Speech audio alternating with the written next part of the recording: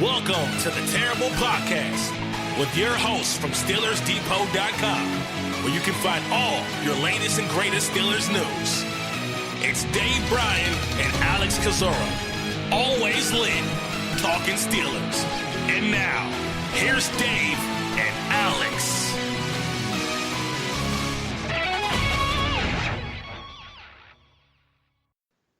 Welcome to the Terrible Podcast, another special edition of the Terrible Podcast. It is Pittsburgh Steelers Training Camp 2019. It is July 27th, Saturday night, 8:45 Eastern Time. And joining me once again, fresh from his trip to Latrobe, is Alex Kozora. Alex, happy Saturday.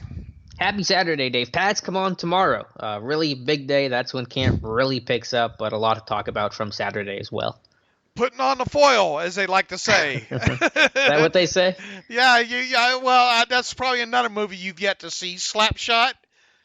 Paul Newman. The triplets. You know. Yeah, no, I have seen. The Hanson brothers. Yeah. Holy moly, you have seen that. I know, I have seen that. Lord have mercy. Praise Jesus. All right. Okay. How was that?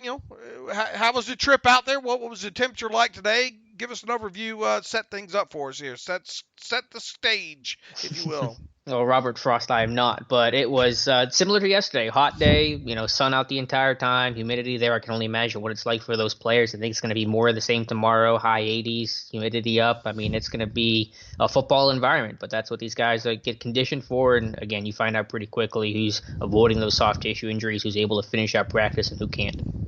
And Mike Tomlin says he likes the heat, and boy, good. He's obviously looking forward to the team putting on the pads for the first time this year. A little bit of housekeeping before we get started here. T.J. Watt obviously still on the active PUP list. He isn't. Mike Tomlin really didn't have much of an update on him other than, in so many words, saying we're not going to rush him here. We have plenty of time, whatnot. I thought it over since Tomlin talked. I have a feeling we're not going to see him until Friday Night Lights at the earliest. Because really, there's no reason to rush him, because if you do and you mess it up, you're going to end up pushing into the start of the regular season, maybe there. So no reason to push it. I'm speculating, and Tomlin didn't say this, and this is just me, but I'm willing to bet Friday Night Lights might end up being the first time that we see T.J. Watt with that coming off that hamstring injury here. Now, another guy that has evidently yet to practice, and the way Mike Tomlin worded this today, what did these media members just stand around just do nothing most of the day, or what? Well, he did say Johnny Holton missed or went down today with what Mike Tomlin called a minor hamstring injury. This obviously isn't great news for a guy like Holton, who's trying to look. I mean, any missed practice for a new guy right now is going to be tough for him, especially at a position like the wide receiver position. So it does sound minor, but with that said, it's probably going to cost him at least a couple of days here with Johnny Holton, and a guy that uses those hammies for that speed and just that position that he plays. It's going to be tough for him if he misses any extended amount of time. The other thing that caught my ear, if you will, when Tomlin was talking, he says nothing else new on the guys that have been out. Well, we thought there was just one guy out, T.J. Watt. But evidently, there's been other guys out, and I think really you were the only one to, as usual, you were the only one to maybe highlight who at least that one guy was, and that was probably cornerback Alexander Myers, right? Yep, rookie UDFA from Houston. Have not seen him. I was thinking about this yesterday when we were going through the podcast, and I was looking at my notes. I try to have a depth chart for these guys, and I'm like, I don't have a 33 on my list. I have Lane and Waters as the third-string cornerbacks. I don't have Myers. Where is Myers? So I thought, okay, when I get to camp tomorrow, today, I'm going to look for Myers for 33. Did not see him. Now, I think he might have been out there in a gray shirt and a hat with the DBs. It's hard to tell. He's a new face. I don't recognize his face. But either way, Myers has not been practicing. Don't know what the injury is. We'll look for him tomorrow. Yeah, and Mike Tomlin says nothing else new on the guys that have been out. T.J. Watt being a significant member of that group. Now, is there more? Are you missing anybody else as far as you can tell? I'm gonna create the depth chart tonight, and that'll help me, try to jog my memory of who I've seen and who I haven't seen. I don't believe there's anybody else. I think everyone else is okay. Just Watt and Myers and then Holton with the injury. But if I think of anyone, I'll of course tweet it out. I mean, last time I looked, groups more than two, right? I mean, Yeah, right. I don't know. But look, I'll leave it to you to do the Blues Clues on that one and figure it out. But good job, identifying before everybody else that at least one is missing there. So we'll have to. And no one's mentioned Myers afterwards, right? There's been I haven't seen it. No, there's been no mention. And again, obviously, the media failed to take the clue from Tomlin there after practice today. So we know Watt, we know Myers, and obviously Holton. We'll have to see what happens with him. Moving forward here, obviously we'll start with the offense and the offensive line. Give us a quick rundown on that group. Same lines as yesterday. I think tomorrow's going to be the key day for them. You're going to get one-on-ones, O-line, D-line when the pads come on, when they're in shells. They don't spar like that, like they will with the pads on. I thought one guy that did not have a good day, and I know it's tough for linemen because you have one or two bad reps in a practice, that spans 2 hours. It's easy to look bad, or maybe you're not, but I thought Garrett Brumfield, the rookie left guard out of LSU, kind of had his hands full. A little Patrick Morris like last year, where he might be a tough guy and a strong guy. Morris was kind of one of those freaks coming out of TCU that could squat 500 pounds and run and all that, but just the lack of size and the lack of leverage and length probably hurt him. Winston Craig, the D tackle, I thought handled Brumfield on a couple of occasions. So it's a guy, third string, left guard, not a lot of reps there to begin with. What I saw today wasn't particularly impressive. But he's had, look, if he hadn't missed time due to injury at LSU, I mean, we're talking about a guy that might have been like a 4th-round pick, right? Yeah, he was a 5-star recruit. Could have played anywhere across the country, and a guy that just didn't have a great career, partially because of injury. But regardless, maybe that hurt him in the long run. But I did not think he had a great day today. But always a chance tomorrow. Right, and he's got some decent college tape, out there. But I mean, obviously it wasn't good enough, and there's the injury concern with him also that ended up him going undrafted there. So maybe he's going to look. I mean, the work's cut out for him anyway to make a serious run at the 53. So we'll have to see can he get better, and is he going to warrant being kept on the practice squad when the smoke finally clears here. So we'll keep an eye on him moving forward here after this. Evidently not a great day for him today. Anything else? Did the lines get shook up any? Did the running orders? Nope, exactly the same. Usually it takes about a week for those guys to start flipping, but for these couple of days, you're just trying to get guys in one spot, evaluate there before they start moving around. Gerald Hawkins have his hands full with Mr. Adeniyi? He does. I imagine a lot of left tackles are going to have their hands full, both in Pittsburgh and other opposition with Adeniyi. Adeniyi beat him a couple times today, or at least once, I shouldn't say a couple times. But Hawkins has been working left tackle, though has not kicked inside the guard. But again, when they move guys, the potential for that is certainly there. And I'll hold off asking about Adeniyi till we get to that to that position there. Okay, and it's been, believe it or not, it's been a year ago since Foster went down with what we thought at the time was that bad knee injury, but it ended up being an injury that he just had to sit out the rest of camp and the rest of preseason there. And there's an article in the Trib this afternoon saying that had it been a hot and muggy day in Cleveland during that opener, Ramon Foster was going to have to sit that one out. Oh, wow. Because of conditioning. They were worried about maybe his conditioning there. But I believe, didn't that game end up being kind of overcast and rainy?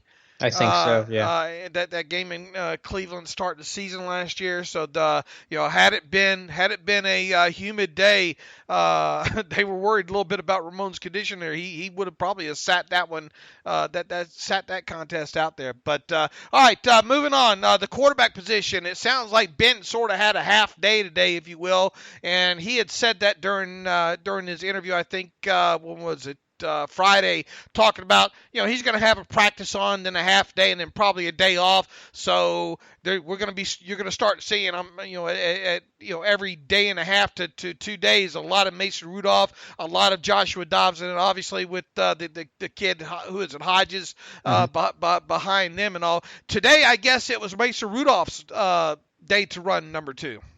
Yeah, and that's to be expected. I think they're going to flip basically every day, Dobbs and Rudolph, and give them different reps with different units and just kind of flesh that group out. Don't be surprised if Ben does not practice tomorrow because, like you said, he usually goes full day, half day, off day. He did not practice on the first day of pads last year. That kind of sucks because it's a high-intensity day, and without Ben out there, the intensity kind of comes down. But, you want to be smart with him and manage his reps, so do not be surprised if number 7 does not suit up tomorrow. Dobbs, I don't want to kill the guy, but, he's responsible for all 3 interceptions in camp so far, and they're not all his fault. The third one today kind of skipped off Tevin Jones' hands, but I thought the throw was a little bit high from Dobbs, and just some of the ball placement, some of the accuracy stuff, not really there. Rudolph hasn't been spectacular, but I think 2 days in, and we're just 2 days in, long process, I think Rudolph has been better than Dobbs. The main thing there, and we talked about this during the preview and all. We expect, I think both of us expect Rudolph to get the number 2, but not just hand it to him. We want to see him win it, and not necessarily Dobb lose it, if you know what I mean there. It sounds like there's a little bit of Dobb losing it and Rudolph, not really shining per se right yet. Yeah, I think Rudolph's been fine. I just don't think he's been, wow. And that's okay. I'm not trying to be too critical of it, but I just thought Dobbs' accuracy, short, middle, even the deep ball. There was a deep ball for Deontay Spencer today that was completed, but it hung, and Spencer had to wait up for it and slow up for it to catch the ball. So just 2 days, but for Dobbs being a third year, there's really not any excuses about reps or youth or whatever. He's gotten in games before. He's been a backup quarterback all last year. Hopefully tomorrow's a better day. Can you tell the arm strength? I mean, the velocity, and you get a good sense of that out there or no? I guess I generally struggle with judging that just across the board, college, NFL, whatever. I think all 4 guys, though, have pretty live arms. I don't think anyone there has a weak arm. Dobbs, I think, obviously has a good arm. Rudolph, might not have the best arm, but I thought he throws a pretty deep ball. I think his accuracy, touch, and placement on the deep ball is pretty nice. And then Hodges even has, again, a little bit of an arm, too. And Ben able to able to uncork a few? Yeah, Ben is Ben. I don't even really pay much attention, worry about him. He's got a great connection with Juju. They picked up where they left off. Ben is Ben. I noticed Ben they showed a video on NFL Training Camp Live last night. I was sitting there watching their coverage of and all. Ben does a lot of coaching, doesn't he? A lot of teaching during those sessions. Oh, yeah, to everybody.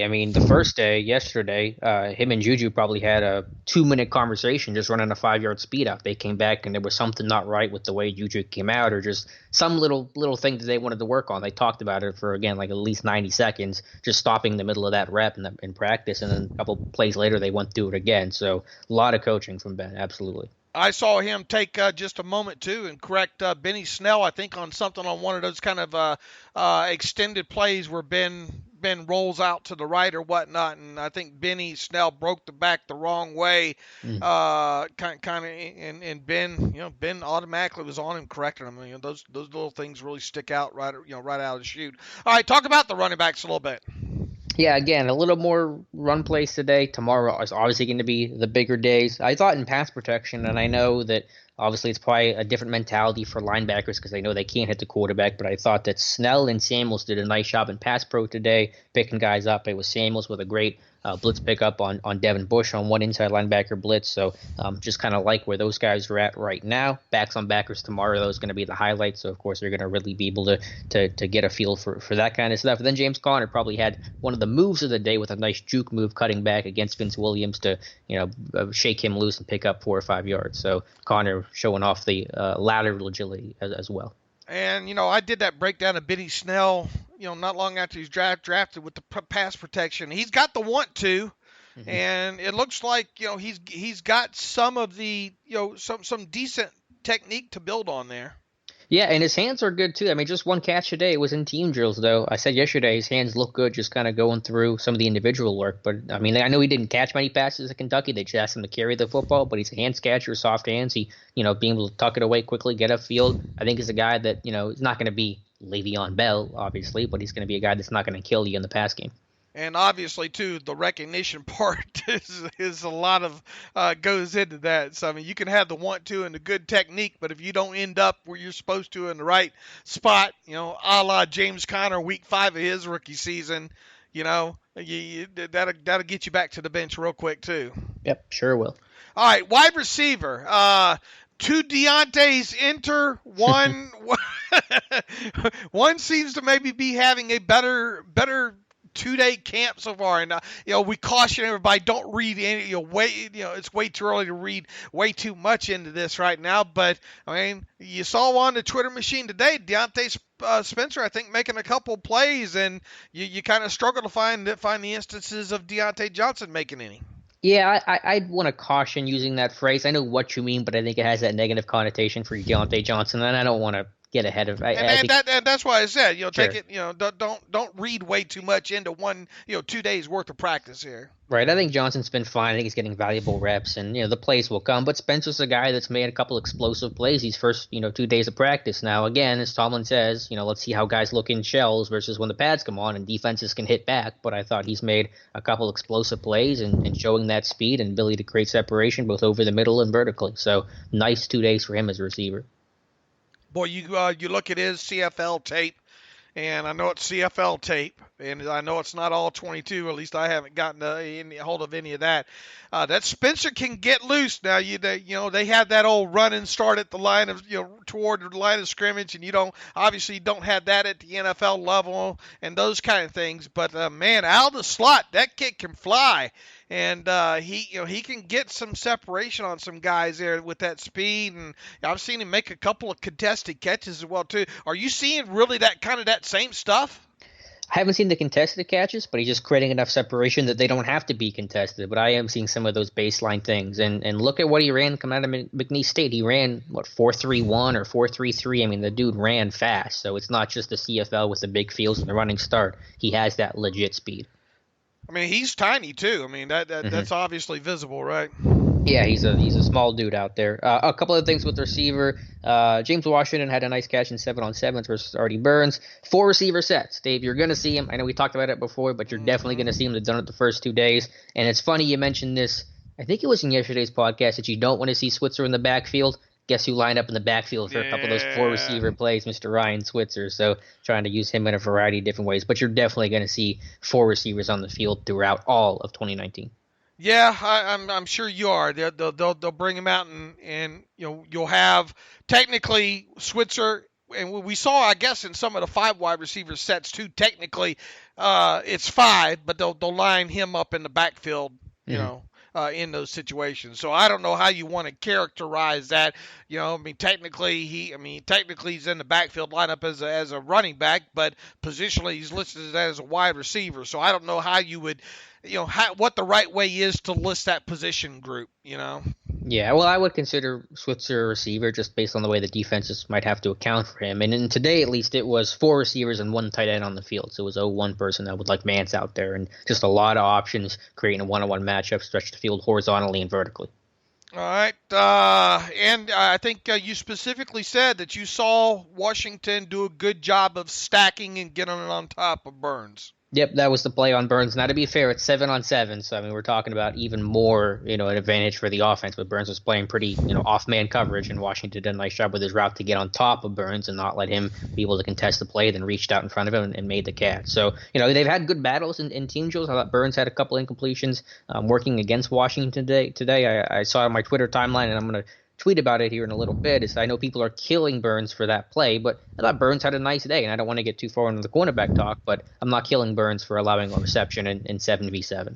Yeah, what's an ideal practice to keep both sides happy? Touchdown, interception, touchdown, interception. Yeah. I mean, one guy's got to win and one guy's got to lose, right? I Yep. mean, Good point. that's part of this, and make no mistake about it, the wide receivers have the advantage, and not only in games but in practices as well. And don't. I mean, if this was Joe Hayden, it'd be that's just one. He got Joe Hayden. But I mean, make no mistake about it. I mean, if you read, you follow this stuff closely enough, Steven Nelson and Joe Hayden are getting their share of lickings from Juju as well, right? That Juju guy, they should keep him around, shouldn't they? I hope so. Yeah, I mean, all those guys have been beat at least once by Juju or by somebody else these first 2 days. So that's the life of a cornerback, life of a practice environment. I'm just happy that Washington made a good play. That's all. That's where my focus is going to be, not on the negative of Burns, which again is not that much of a negative. And make no mistake, they need that guy to be able to stretch the field and make those plays down the field this year. Pick up where he left off in those final 4 games of the 2018 season. There would be perfect for him. Write this down: slot fade out of heavy personnel with Juju with some run action in there. I think you're gonna see that, and isn't that how Juju won today on one of those deep routes against who was it? I don't know. I forget who it was against, but didn't they basically run one of those slot fades with him?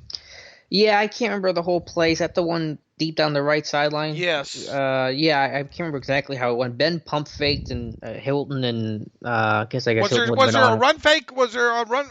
Are you seeing any play action at all? Or they run play action. I don't think it was on that particular play. It was the pump fake that got Edmonds and Hilton to converge on McDonald down the right seam, would open up Juju down the right sideline for whatever I had, 37-yard catch, whatever the number was. Some play action, but not on that play. I don't believe. All right, how about some tight ends? McDonald's healthy, EIEIO. Yep, knock on wood for him. Don't have a whole lot for the other guys. I do want to commend Christian Scott and Williamson. You definitely see improvement year 1 to year 2, and he's maximizing the work. He's serving as one of like the third string wings on the field goal team, the guys on the edges. And while he's waiting his turn to jump in there, he's standing off, 10 yards away diagonally from the first team, and every time that they hike the ball, he's setting up as the wing and punching and just taking that rep. So I think he's just maximizing the work in there for him. Kevin Rader, I thought, did have a nice touchdown grab in 7 shots on a little stick wrap between 2 guys, but struggling with catches over his head. A lot of drops today in both team drills, on air stuff, and even on the jugs machine. So hands a little questionable with him. Yeah, once it gets past those first 2, when we've talked about that ad nauseum. It'll be interesting to see who the third is there. Who's seen? I mean, does Christian Scotland Williamson actually have a shot at maybe the third spot? He's gonna. I mean, you wrote about it, I think, this morning, talking about an interview he did, and I good job on finding that because I never even saw it. I think it was talking or a piece on ESPN there, and Mike Tomlin basically told him, if you can learn how to block a 4-3 defensive end, you'll have a job. And look, that's easier said than done, right? Yeah, but they like his size. Remember we went through that core 4 thing with 12 personnel, and we were or 22 personnel. We were wondering why a core 4, and I asked, what teams did that come against? And most of them came against 4-3 teams because tight ends usually struggle blocking those 4-3 ends. But Williamson has that size listed at 6'9", 274 that he can match up against those ends. But to answer the question, we're going to have to see a lot more. I mean, there's been improvement, but you would expect that. He's going to have to really make some plays also as a receiver to even start having that discussion. But it was dumb luck finding that interview. I was searching something else with Tomlin, and that just happened to pop up. So I just got lucky on that one. Would you think that, though, with Scotland Williamson, that he might kind of be – I mean, you're not going to play McDonald much, right? I mean, you're going to obviously get Grimble some work in some of these games. I mean, what do you think the rotation at tight end is going to be early on in these preseason games early on? Yeah, it's going to be a lot of Zach Gentry, a lot of Scotland Williamson. It's going to be a lot of those backup guys that need the reps. I would even be a little hesitant of giving Grimble too many reps because if he goes down and I lose him, then I'm in a really tough spot. So I'm really going to focus this on the young guys. It was Gentry really quick. It's a really weird thing. I don't want to get too much into the weeds of it, but on the blocking sled today, everyone was going through the blocking sled. And for some reason, when it was Gentry's turn, he didn't hit the blocking sled. They put Vince McDonald there to hit one of the pads instead. So I don't know if there's a minor hand injury or something, some reason they don't want him hitting a static blocking sled, excuse me. But something to note. He went through practice and pulled up today. Was it him or Radar? Because I believe Klinger from Penn Live said there was one of them had a hand wrapped.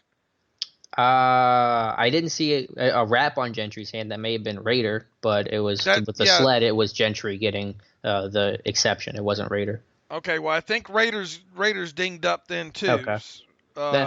Might be. We'll have to watch that for tomorrow moving forward. See if you can pick out any kind of that's interesting. That boy, I mean, and Gentry needs some work on that kind of stuff too. Yeah. Now he went through the drill. He just didn't hit the sled. He just hit McDonald holding the pad, and maybe that's why Raider had some of the drop issues if he's got an issue with his hand. I mean, but I'll make a note of that for tomorrow. Boy, you don't think it's a shoulder, do you? Maybe. I really want to be careful speculating. Me and David O were talking about this. He's going through everything full. He's not showing any sort of limitation. I just thought it was interesting. I'd never seen that before. I've been at camp for 5 years, and I'd never seen somebody not hit the blocking sled and then substitute for a player. So I'm just putting it out there. All right, defensive side of football. Really, I mean, what do you have to report with defensive line? I mean, they're not really hitting yet. I mean, any change in the rotation groups or whatnot?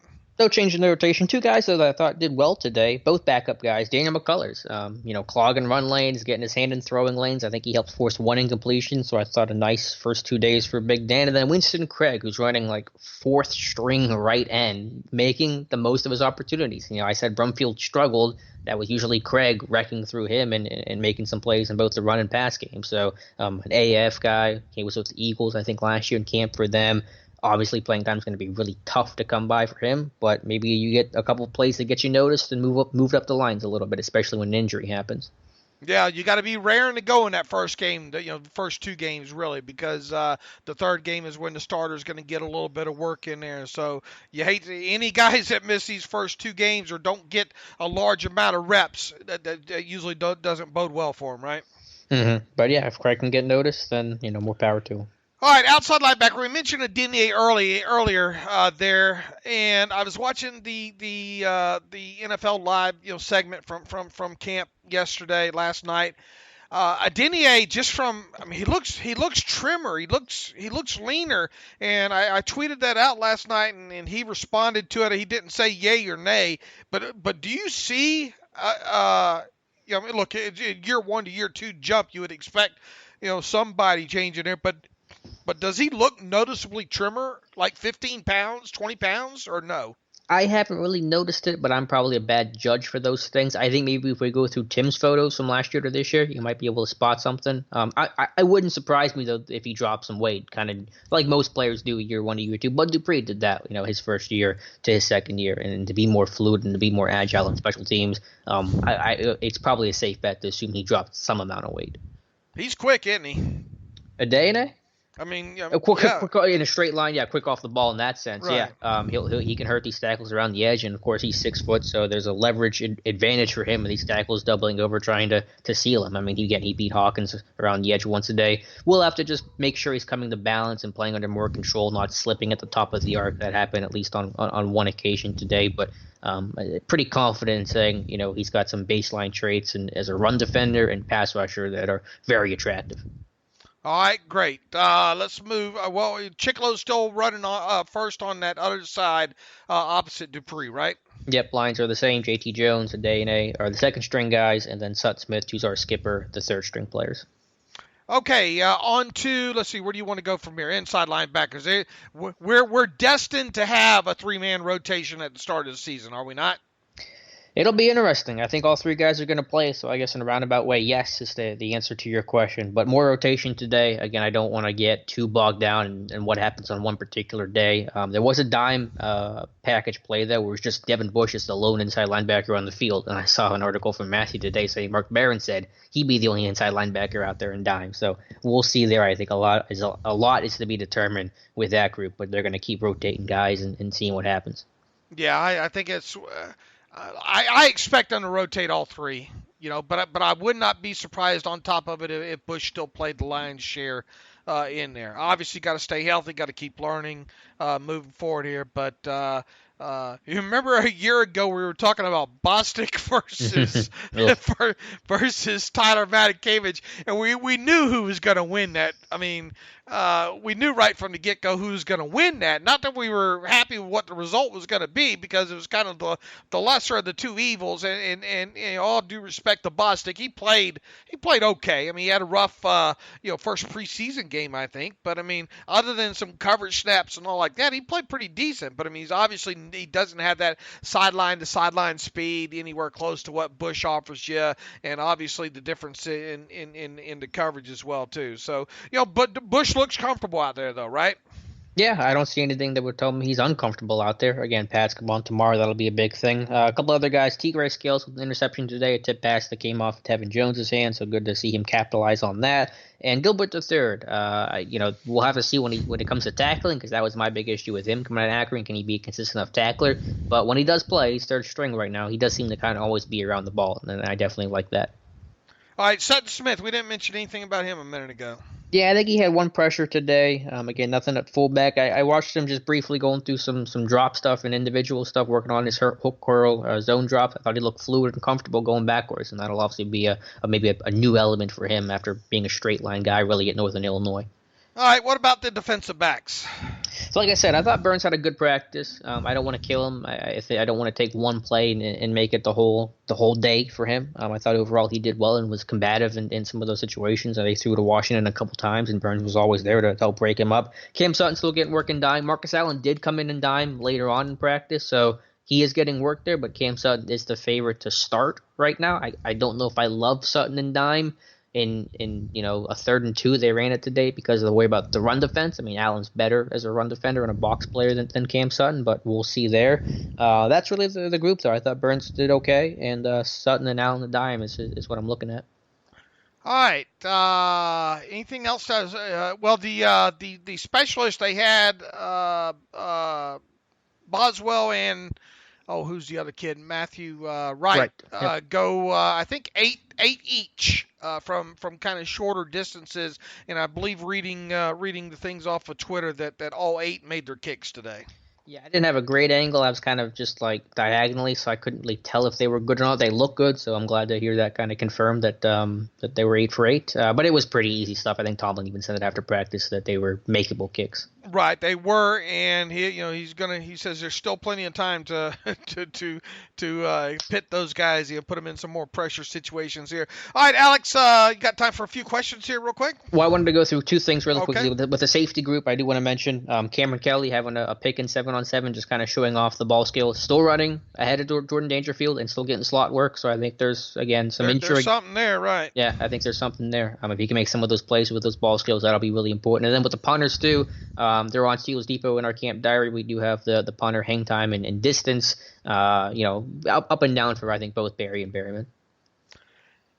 It's going to be interesting with Kelly. Boy, how does a guy go from being not even in the AAF, gets signed, and then as a wide receiver, and then because of an injury gets flipped over to the other side of the ball, and then has one excellent game where he has 3 interceptions and is named AAF Defensive Player of the Week, and then now here we are, we're talking about him potentially making a 53-man roster as a basically a slash cornerback slash safety, a defensive back, if you will. I mean, yeah, it's crazy, but James Harrison was playing NFL Europe, getting cut by Pittsburgh and Baltimore. Kurt Warner was playing in indoor league. Tommy Maddox sold insurance. Rosie Nix was a substitute teacher. I mean, those stories have worked before. Yeah, and maybe Kelly's next in line. Again, just 2 days. Pads come on, be big for him, but like the first 2 days of work, both where he's playing and how he's performing. Well, I mean, he's definitely a guy when we get into that first preseason game, we're going to have to highlight as a guy to watch. I mean, we mentioned during the OTA practices about when Sean Davis was out that he got to work there, and this just isn't a fluke now, right? I mean, that he's running with that early in the teams and all. Yeah, I would not consider that a fluke, something to keep an eye on. All right, reached out on Twitter to use the hashtag #GoAskAlex. And that might have been a mistake. You get a lot of questions. Well, that and there evidently seems to be a cam girl that. Oh no. So I'm getting a little bit of a bonus here by pulling up that hashtag there. I got not a little bit of not safe for work, if you will. By viewing that hashtag there. But there are a couple of other Alex questions mixed in for you, Alex. and let's see. How is Washington and Moncrief doing? Who has the edge? That's from B. Ryan at Ballhead Wonder. I think both have been fine. Moncrief is certainly getting thrust in the opportunity to play right away and working in 12 personnel. Again, I expect when this team goes with 2 receivers on the field week 1, Moncrief's going to be the X, Juju's going to be the Z. Washington might be a little more up and down, but, younger guy, you would expect that. But you're seeing the flashes from him. The concern, though, I guess, is that, if he has a good camp, which you hope, you obviously want Washington to have a good camp. We had this story last year, so I want to see him get in games and regular season to really feel more comfortable with him. But fine starts for both of those guys. All right, this one from Black and Yellow Insider. Who has been the most consistent DBs in coverage till this point? Seems wide receivers have been dominating while Ben and Rudolph are in. Well, it's only been 2 days, so it's hard to talk about consistency when there's just 2 practices, and they're all going to get beat. These are environments tailored for the offense, especially when they're not in pads and defenders can't have a lot of contact. But I honestly, probably either Artie Burns or Brian Allen have had 2, I think, consistently nice days. Bite your tongue. Ted Webb writes in, who's getting more snaps with first team, Eli Rogers or Ryan Switzer? It's tougher to gauge because there is so much mixing and matching, but to try to give an answer, and don't hold me to this, I'd say Eli Rogers.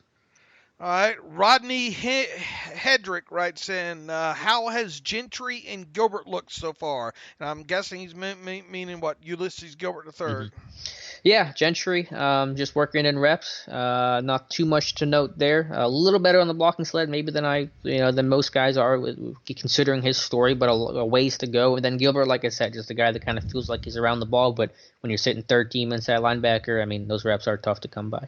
Swag Daddy T writes in, also seems like Eli Switz virtually would play the same role for us on offense and special team. There a chance we keep both or tough decision forthcoming? Yeah, of course they could keep both. That's very reasonable, especially if this Holton injury, something that kind of takes him out of the running. Obviously, Deontay Spencer is going to have a case to make, but yeah, they can keep both guys. Switzer can be the return guy, and Rogers more of an impact as a receiver. I think that's a fair way to shake that out, even though they are, yes, cut from a similar cloth. And that one comes on the heels of his first one. Says, seeing Cameron Kelly getting work in multiple positions. I like his chances of making the 53. What do you think? Yeah, we just talked about him, Swag Daddy T. Look, this isn't a fluke at this point. So, it's still way early, but you can bet we'll have his name circled, especially going into that first preseason game. We'll close it up with one and done writes in, is Steven Nelson getting beat a lot? It sure seems like it from the tweets, or is it the offense doing that to everyone? Well, he's facing Juju, so, Juju's going to make plays. I'm not worried about Nelson, though. It's 2 days. He's still learning some new stuff, new environment for him. It's honestly not been that bad. Understanding corners have the difficult task, and, you're going against Juju and a Hall of Fame quarterback, so, you're going to get beat. I'm not too worried about it. And we always like to caution about this time too. Look, at what we try to do is great. What Alex does is great. Tries to provide you the most information coming out of training camp than anybody here. But don't try not to get caught up in the play-by-play action. And this is a totality thing, not a 1 day thing. So, and you would agree, Alex. this is all a process here. Snaps and game. We got a lot to get through here, and the worst thing a person can do is try to gauge winners and losers from tweets. Mm-hmm. Yeah, training camp is a 1,000-piece puzzle, and each day is an individual piece. So one is not going to make or break guys. And really, if you have a good day, if you're a young guy, you want to have another good day. You don't want to be up and down. If you had a bad day, it's not going to kill you. Let's have a good day the next day. Yeah, I've had so many camp phenoms and sleepers before. We're talking about Damon Patterson, this time a year ago, and I know there's great, yeah. I mean, great start at camp and great yeah. first 1 or 2 preseason games, and Mm-hmm. where is he? And Yeah. what about who was the linebacker out of Florida State? Matthew Thomas. Matthew Thomas. I Point. mean, that game against the Packers, he could have picked up one of those safeties, and I mean, he was so quick and thrown it at the guy, thrown him at the Packer that won that battle there. I mean, the speed was evident, on the field that game, and he ended up, not even making it to the practice squad.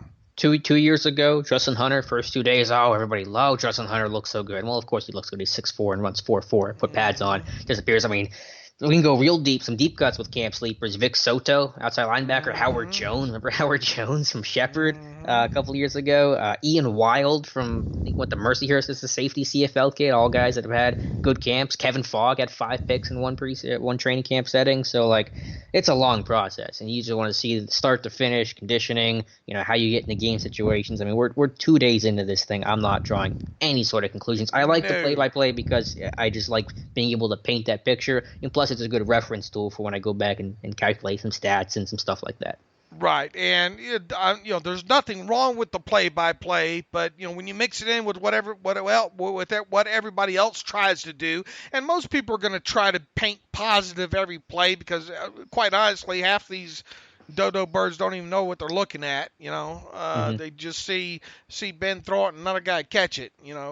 Kind of thing there. So don't get too. I mean, look at it. File it away, but don't try to make any hard decisions like, I sure hear, Steven Nelson getting beat a lot already. Don't draw any hard conclusions like that. I mean, look, we could all probably draw out a 53-man roster guess right now and hit 48 names on there just by process of elimination, just by being educated on the matter, right? So enjoy what we do, and let's try to learn about as many of these players as we can throughout the next 13 more practices here. I think that's well said, and we're going to learn a lot more Sunday when the pads come on. Absolutely. I cannot wait for that. All right, tell us a little bit about our buddy Lynn Testa and Touring Plans. Yep, Touring Plans, sponsor of Steelers Depot and their training camp coverage. Been a sponsor for years now. If you're planning a trip to Disney, that's the team and the group that you want to work with. They kind of help coordinate everything because that can be so hectic. If you have a family, you have kids, you want to make sure it's done the right way, within your budget. That's the group you want to check out. So head over to touringplans.com. Thank you again to Tim Rice. He's been taking some awesome photos for us. David O was at camp these last 2 days. I think he's heading out of town or heading back home. He might come back sometime later on in camp, but always good to chat with those guys. And obviously the work Tim does is very valuable. Yeah, we have Tim's Saturday night pictures up now. Once again, he's got a couple of the timing of that. There's no way I could get the timing right on some of those shots. So props to Tim, and we're glad to have him back doing that again as well too. All right, Alex, have fun that first day of practice of pads, and you and I will talk again Sunday night on that. You can follow me on Twitter at Steelers Depot. Follow Alex on Twitter at Alex_Kozora. Follow the show at Terrible Podcast. Email the show, theterriblepodcast@gmail.com. If you like what we do with this, now's the time to donate. Go to SteelersDepot.com, hit that donate button up right navigational bar, or find the GoFundMe page that Alex, maybe it's time for you to tweet that out again too, for people to easy access to donate if they would like to help out for the expenses involved with sending you to training camp for 15 days. All right, Alex, 2 down, 13 more to go, and you and I will get back with it on Sunday night. As always, thanks for listening to the Terrible Podcast with Dave and Alex.